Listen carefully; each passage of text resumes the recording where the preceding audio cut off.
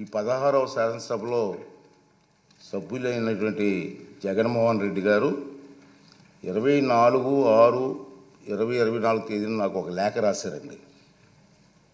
ఆ లేఖలో అంతా చూస్తే అభియోగాలు, ప్రలాపనలు, బెదిరింపులమయం, అంతకంటే ఏమీ లేదు.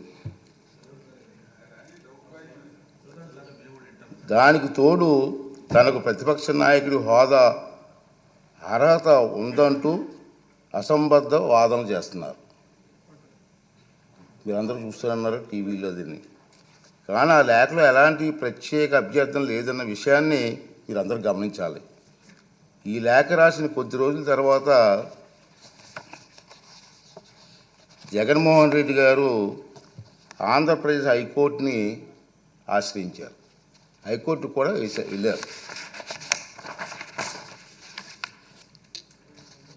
విచిత్రం ఏమిటంటే తనకు ప్రతిపక్ష నాయకుడిగా ప్రకటించవలసిందిగా శాసనసభ కార్యదర్శిని, స్పీకర్ కార్యదర్శిని ఆదేశించాలని ఆ రిట్ పిటిషన్లో విజ్ఞప్తి చేశారు. జగన్మోహన్ రెడ్డి గారు పిటిషన్ ఇంకా విచారణ అర్హత కలిగి ఉన్నదో లేదో అని నిర్ధారించే దశలోనే ఉంది. ఇంకా రిట్ పిటిషన్ వేసి అర్హత ఉందా లేదా మీకు అని చెప్పి ఆ దశలోనే ఇంకా ఉంది.